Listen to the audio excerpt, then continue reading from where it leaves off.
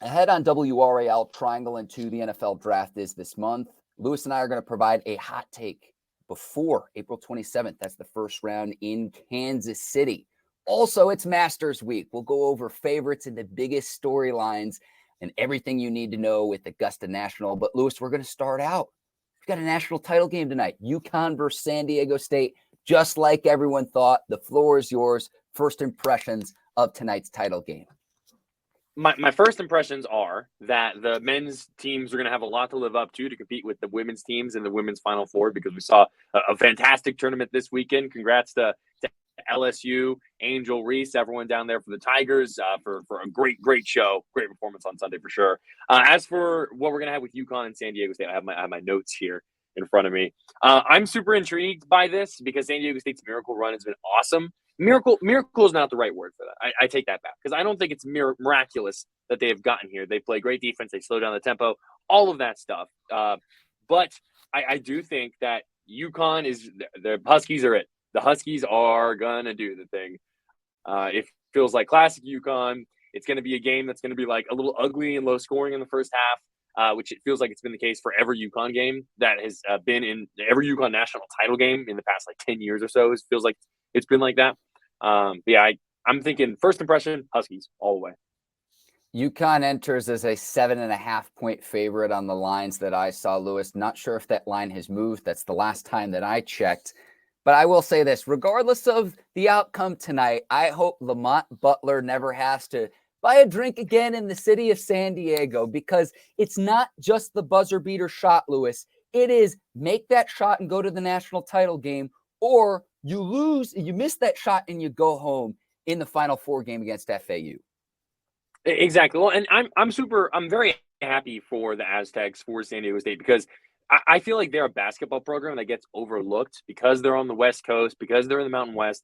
But when you look back at them historically and what they've been able to accomplish over the past decade or two, they're right up there with some of the better mid-major type programs in college basketball. And especially like Kawhi Leonard went there. Like they have all kinds of talent. They just have run into some difficult situations in the tournaments and difficult matchups. They may have been able to win it all in 2020 when COVID canceled the NCAA tournament. Like that was a very good team as well. So it's exciting for San Diego State to be here. It's going to be tough. I have a stat for you, Mark Bergin. This is from David Warlock, who is the NCAA head of media coordination and statistics. Ready? Since 1985, 6 teams have reached the title game, winning by double digits in each game. Okay? Michigan State in 2000, Duke in 2001, UNC in 2009, UNC in 2016, Villanova in 2018, and UConn in 2023. Those teams are 4-1 all time in that stretch. The only loss was UNC in 2016, which required facing a Villanova opponent that may have won a game by less than double digits in there, but absolutely was tearing through the teams they faced. They beat like that Buddy Hield Oklahoma team in the Final Four by like 40 points or something crazy like that. So that almost to me feels like a bit of an anomaly in that situation. So it feels like UConn all the way. I just feel like the Huskies really haven't been challenged in the NCAA tournament at any point. So if it happens tonight, what happens to the Huskies if they face adversity? Will they face adversity? Because double digits in every single game, like usually, Lewis, it's there's the team that wins the title game has to face real adversity at some point during the tournament. That just hasn't happened this season with the Huskies in their run all the way to the title game tonight. They've been a buzzsaw through. I mean, we go back to that Gonzaga game where Gonzaga and UCLA put on like one amazing performance in the Sweet 16, and everyone's thinking, or was that, yeah, Sweet 16, and everyone's thinking, oh man, this is going to be really great. UConn can't wait to see what they do against Gonzaga. That's going to be an awesome matchup. And then it was like no contest, just tore through them. And I think part of that is the style of play. They rebound like crazy. UConn is offensive rebound percentage for them is 38.7%. So they rebound almost 40% of the offensive rebound opportunities in a game, which is ridiculously high. I think it's top 3. They shoot very well from outside. Their effective field goal percentage is great. They're top 10 in both adjusted offensive and adjusted defensive percentage. The only reason they were it's not seated higher than 4 is because they struggled a bit in Big East play after starting off the season going really well, winning a bunch of games in a row at the beginning of the season. So I just, to me, I think part of it too is going to be because when I was looking at this matchup, I was checking, okay, how does UConn compare to Alabama? Because when we look at San Diego State and pulling off those, Herculean feats in the tournament, it's Alabama to me is one of the, okay, how did they get past Alabama? How did they take care of that? And I think a lot of it had to do with pace of play. Alabama plays incredibly fast. Their tempo is very high up there. And San Diego State loves to slow it down. UConn is just like San Diego State. They love to slow it down. UConn averages about 66 possessions per game. San Diego State averages about 65 possessions per game. So San Diego State's going to try and make it like they're going to start bringing rocks out and trying to make it a rock fight. If they're trailing in the first half of the second half, the third quarter, if you will, which is another thing, by the way, that watching a bunch of women's basketball this weekend reminded me. Let's just go to quarters. What are we doing, men's basketball? But if you try and slow it down on them and start making, bringing out stakes and rocks, just throwing things at people, UConn is ready for that. UConn can handle that. And so I just think that's going to be the ultimate difference here. Lewis, you mentioned the styles of play. What I think of is the ball movement with UConn, and it just moves on a string, and it's a step faster than every opponent that the Huskies have played so far. And it's like they're almost playing a different sport than their opponents. Like, that's what I've noticed, because in the Final Four game, and it's just like, okay, can Miami go on a run and cut into the deficit? And every single time they had an answer, and every single time the ball was moving ahead of the defense. So that's what I noticed there. And then San Diego State, there are so many defensive metrics, but you mentioned earlier on in the tournament, holding Brandon Miller, someone who will be a first-round pick in the NBA draft, a 3 of 19 shooting. That tells me everything that you need to know in terms of the defense ability that the Aztecs bring to the table. And San Diego State in this one is just going to have to try to stick around against UConn, to where I think UConn, there's a reason why they're almost a double-digit favorite entering to tonight's game. But can you stick around, and then can you flip the lead late in the game? That would be the recipe for the Aztecs to pull off an upset tonight. Yeah. My only concern with, or not my only concern, but one of my concerns with San Diego State too is those teams that seem to have those wild Final Four finishes. I always worry about getting the emotional letdown in the championship game. This weekend, Iowa, I think, was a prime example of it. They have that, ridiculous finish against South Carolina. They end up pulling that thing out. And then LSU comes in and puts up over 100 points on them. Like that swing in just a couple of games is so difficult. So to interrupt you, Lewis, Gonzaga in 2021 with the Jalen Suggs buzzer beater to send them to the title game. Yes. That's, in recent memory, that's what comes to my mind. That's a perfect example of it. And then Baylor starts off that championship game. I forget what it was, but they were up like 20 points, like in the first half at one point. It was ridiculous. So that's a concern. That's something that I would be worried about if I'm San Diego State. I'm sure that's something that they're talking about in the locker room, kind of, move on to the next play type thing. But that plus what I've seen from UConn, what they do, how they play, it feels like, the Huskies are once again going to enter a chaotic NCAA tournament and walk away on top when you least expect them to. Classic UConn. Can I mention Adama Sanogo, fourth player to average 20 points at 65% shooting in the NCAA tournament, entering the title game in the last 40 years. And here's the company that he joins. All NBA players, mind you. 94, Corliss Williamson, Arkansas. 91, Duke's very own Christian Laettner. 1984, Akeem Olajuwon as well. Good company to be in. And Sanogo, too, like, he's fasting right now because I know he's, for religious reasons, he hasn't always been able to eat before a lot of the games, and he's still producing at such a high level. Get this man a loaf of bread, get him some water, get him some food. If he's doing this while he's fasting, Lewis, I can only imagine what he could do at full strength. He has had a heck of a tournament for the UConn Huskies. His performance has been incredible. Just incredible. I think UConn is like I said, I think they're going to run away with it. I'd love to talk. I mean, shout out to San Diego State. They've had some amazing stories. They made an amazing run. I think that's going to be it. We very nearly had an all Florida finish. And it's like, I really thought it's like FAU is going to be in the championship game. Like FAU is now a basketball school in Boca Raton. And, I kind of liken it to where it's like Lane Kiffin was doing his thing down there before he became the Ole Miss head coach in football. It was very nearly Go Owls. FAU. What was it? It was something like this or something. I don't know. It was go Owls. Man. Unbelievable. Any final thoughts about tonight's title game, Lewis, before we move on to the next topic? I'll say this, and I think we're going to talk about this on WRAL later today. At the beginning of the NCAA tournament, the testing I always go back to is the Ken Pom rankings, essentially. And with the Ken Pom rankings, I will talk my talk here for a second.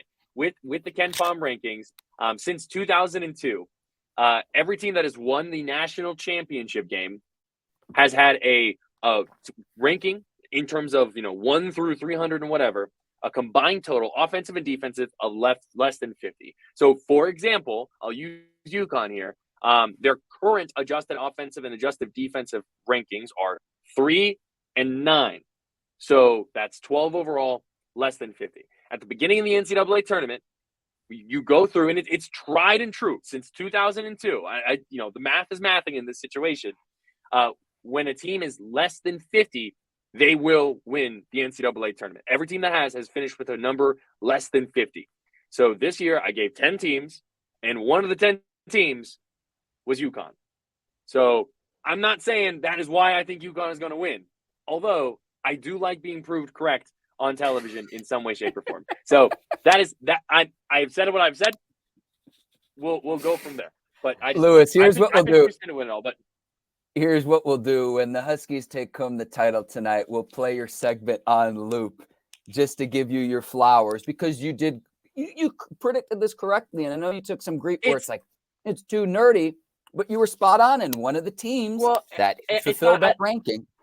It's not like that rank, like that situation. That it's not like unique to me. I'm not the one who came up with it, but it's a reminder for when you fill out your brackets next year. Look at the numbers and know that one of X number of teams is going to be the team that would win. Of course, UConn still has to do that tonight, but I do think it's going to be the Huskies. All right, so Jim Nantz will be on the call tonight, Lewis. And to transition here, what a gig he has. It's his final four. And then he gets to go down to Augusta National to go do the Masters. So Ian Eagle's going to be taking over for the Final Four next year. But Nantz goes from the championship game Monday. What a sweet gig this is. All the way. It's awesome. Like how lucky is he to be able to say, I can do the national championship game in men's hoops on Monday night. And then come Thursday, the Masters will start and get underway, Lewis. And so what I wanted to do here was a storyline draft of ahead of the Masters this season. What would you say? I'll give you the first pick is the number one storyline going into this weekend, the crown jewel of them all, of the four majors in men's golf and the PGA. So I don't necessarily believe this, but I think it's what everyone will be paying attention to. It's what everyone will be watching. It's how does Tiger do? And that's just because Tiger Woods is Tiger Woods. But I don't think it is fair to put any expectations on him to do well. The last time he played was at the Genesis Invitational in mid-February. So he's been warming up. He had that horrific crash, the horrific car accident about a year or so ago. I do not think it is correct to go in there and be like, oh man, Tiger's the betting favorite, or Tiger's top 5%, whatever it might be. But for better or worse, everyone will be paying attention to him. So there you go. That's what I think people will be paying attention to the most. That's a great pick, Lewis, because if he's even in contention headed into Sunday, everything else we talk about is going to be null and void. Now, Woods is a 60-1 long shot to win this weekend. Reason being, he's 47 years old. And you say, Mark, why does that matter? The oldest Masters winner ever, Jack Nicklaus, at the age of 46. So if Tiger does end up winning another green jacket, he'd be making history this weekend. So he's won the Masters 5 times, most recently in 2019. But remember, Lewis, like you said, last year when he was playing, he was coming off that car accident. It was one of the first tournaments he played in.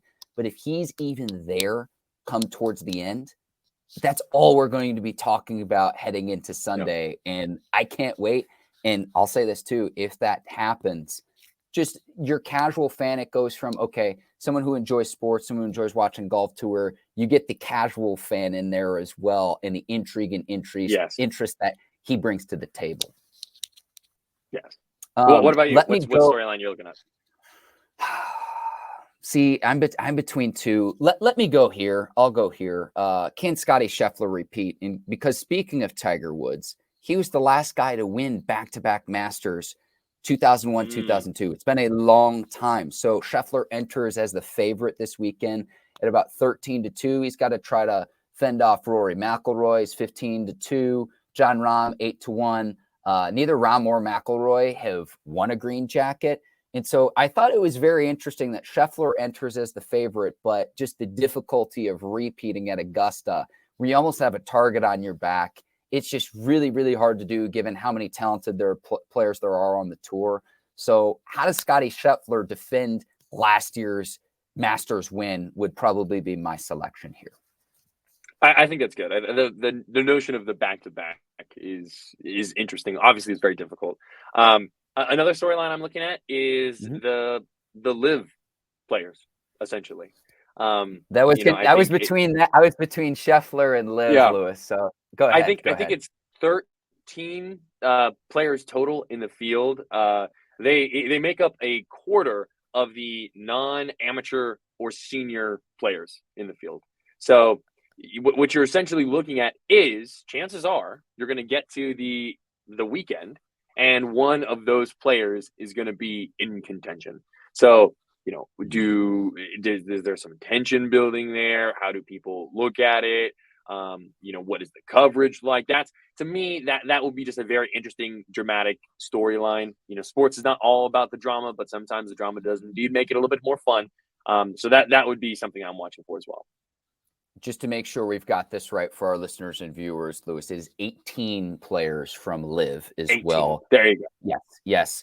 And so you're including, though, former Masters winners, both Phil Mickelson and Dustin Johnson. So if they're in contention, if they're in the mix, what is that narrative? What is that conversation like? And is that more so from the outside versus what's actually going on at Augusta National this weekend? I'd imagine everyone's going to be on their best behavior, but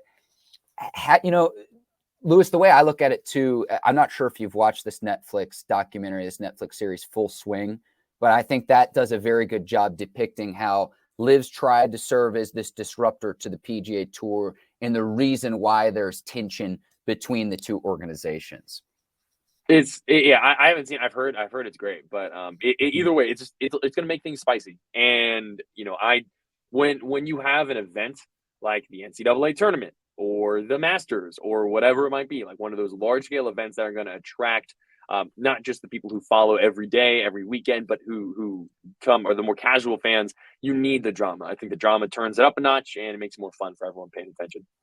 And I love this quote from LIV Golf Commissioner Greg Norman. It says he has goosebumps saying if one of his players wins, because if that does happen, it just provides more attention to what could end up being a major disruptor to the PGA Tour and how those two entities continue to coexist.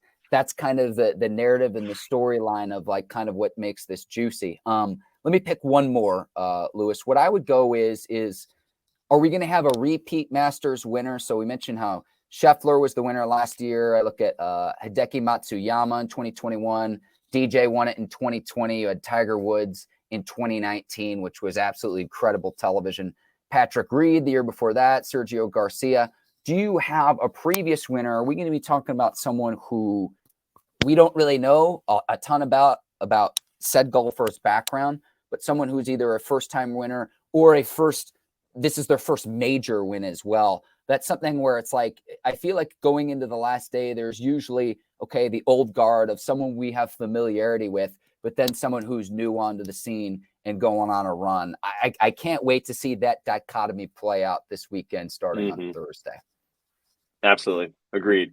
And the last thing I'll pop in here, the last note I'll make, which I think in some ways kind of relates to that. This is from Patrick McDonald from CBS Sports. The past 41 major winners had a previous major top 10 finish. So that essentially you're looking at there, the most likely people to win are going to be those who have done well in previous majors. It's not exactly rocket science, not exactly something that's kind of but it's the fact that it is that consistent intrigues me. The last person to win a major without a top 10 previous major finish, 2012, Raleigh's own Webb Simpson. So there you go. Triangle and Love two. the We got to bring local it back to the tie. triangle in some way. So there you go. I love it. But yeah, so it's gonna be fun. Masters is always to me marks kind of like that entrance into spring. It's gonna be a fun time. Just at the very least, have it on in the background while you do stuff. Absolutely. Final topic of the show, Lewis. NFL draft is this month. It's crazy saying that sentence out loud. This month, April 27th, Kansas City, Missouri. The Panthers have the number 1 overall pick. I'm going to give a hot take. We might do this each week. Say a hot take between now and April 27th as we get closer and closer to the draft. Here's my hot take, and you can tell me it's lukewarm, but I've teased how I think that the Panthers need to turn over every rock to see, okay, we both think it'll be C.J. Stroud, but I'd say, hey, let's take a long look at Anthony Richardson. If Anthony Richardson is still there at number 5, that's when the Seattle Seahawks pick, Lewis. I think the Seahawks, who desperately need an edge rusher, go on and take Anthony Richardson. He can sit and learn from under Geno Smith, who got a nice 3-year deal, got the contract he deserves. Not just learn from Geno Smith, but Pete Carroll, a great offensive mind who helped develop Russell Wilson and bring him along. I think it would make, I know Seattle has other needs. I know edge rusher is one of them, but I think learning from a veteran like under Geno Smith, kind of like how the Chiefs did with Patrick Mahomes and Alex Smith under a great offensive mind in Pete Carroll, it makes sense, all the sense in the world, where you draft Anthony Richardson, he learns from a veteran, and you can start him once he's ready. Anthony Richardson, number 5 to the Seahawks, if he's still there. That's my take, Luis Fernandez. I like that because I do think that it's a good situation for Anthony Richardson, right? Like we've talked about before, is something where he's going to have a chance to sit there and learn a little bit before he goes in and starts. Geno played really well last year. I think Geno will continue that play, but it's a 3-year deal. So at some point, maybe you move on. Alex Smith, I think people were forgetting, was playing at an MVP level before Patrick Mahomes got the start, and then they traded Alex Smith over to Washington and put in Patrick Mahomes. So that's interesting. I do think Anthony Richardson's going to go higher than we expect. Like I do think that one of these teams is going to just be absolutely awestruck by the potential that Anthony Richardson has, at least from the very least from like an arm talent perspective, and want to do something about that. Interesting. I like that. That's a good take. I respect that. My take is hot, I guess, in some ways, because I don't think it's like ever happened, or I don't think it's happened anytime recently. So my take is that we will have more tight ends drafted in the first round than we will have wide receivers drafted in the first round. Oh, and the reason why I say that is because so you look at like the top wide receivers available, right? Quentin Johnston, Jordan Addison, Zay Flowers, Jackson Smith and Jigba, Josh Downs from a UNC perspective, right? A lot of these guys are very interesting. I don't know if they necessarily have the most complete games. There's something that is going to make people go, I don't know, and worry about it. Should they? I don't necessarily think so. I'm a huge Josh Downs fan, and I think that even with his size, I think Josh Downs plays much bigger than that and can go win contested balls and things like that. But I think that's something that's going to push people. They're going to push wide receivers down people's draft board just a little bit, especially because when you look at how valuable it is to have a young wide receiver on a contract right now, especially with how much money wide receivers are starting to get in free agency, I think they're going to push them down a little bit. There's a lot of depth at wide receiver, so you can go ahead and wait and get some of these guys in the second day or early third day who could still compete for starting positions early on. When you look at tight end, also another position that has a lot of depth at tight end. I think you can go get someone like Sam Laporta in the 3rd round, and he's someone in the mold of a Greg Kittle type, not just the fact that he went to Iowa, but I think you can do that. But when you look at Michael Mayer, I think I'm saying that right, Mayer from Notre Dame. Notre Dame. He's a very complete wide receiver. May not have the highest ceiling as some of these folks, but he's someone who is going to be very consistent. I've seen some people compare him to Dalton Schultz from that perspective. Someone very consistent. Dalton Kincaid out of Utah, a little bit older, but has a whole lot of athletic ability. His catch ability, after the catch ability, I think is going to make some people just absolutely salivate over the potential of having him. Luke Musgrave out of Oregon State, I think, is someone who kind of falls in a similar role. Darnell Washington, I think someone is going to say, oh, he's really big. He can be a right tackle / tight end. We want him. I just see a situation where you can end up having like 3 tight ends, maybe 4, drafted in the first round, and then wide receiver, maybe it's like 2 or 3, kind of depending on what people think. Like, to me, it's all going to be, what does Green Bay do at 15? Do they go with Michael Mayer, or do they go with, like, say, if Jackson Smith and Jigba is there, do they go with him? Do they go with a Jordan Addison? That feels like a hot take for more of like the, people who follow the draft type perspective. But yes, more tight ends than wide receivers in the first round. That is my week 1 of hot takes here in April. Let me add a little bit more fuel to your fire, Lewis. You missed out on my favorite tight end. Oh, well, other than Washington out of Georgia, which I'm over the moon about his possibilities. Will Mallory out of Miami. When you're a tight end and you run a 4.54 40-yard dash, so like a lot of the players you named, Lewis, it's you can run past linebackers and you've got size over any defensive back that's going to guard you. You're creating matchup problems in the receiving game. And then you mentioned the extension of your offensive line. If you're nasty up front and can control the line of scrimmage, you're an extension. You're almost like an additional tackle. Mm-hmm. I like this take, Lewis. This surprised me. Mentioned Washington out of Georgia, like 6'7", like the size and speed. He can go around you. He can go over you. He can go through you. I see this, and when it pops off the tape, even if your prediction doesn't end up coming to fruition, why tight ends are valued the way that they are in the draft, Lewis, doesn't make any sense to me, because I've seen a lot of teams have success, not just having one stud tight end, but multiple tight ends because of what they can do in the receiving game, what they can do to get your running game going. It's almost a twofer. I like your take, Luis Fernandez. I like it. Thank you. I will say, I think part of it is the value. So tight end, like year 1 tight ends are not as consistent in terms of early contributions. Yeah. Year 1 wide receivers, like we've seen, like a Jamar Chase, for example, go out there and put up ridiculous numbers as a rookie. Justin Jefferson as well. Like those type of players come and go, and you're like, okay, yeah, we could do something with that. But I think that there is not one of those types of receivers available in the first round this year.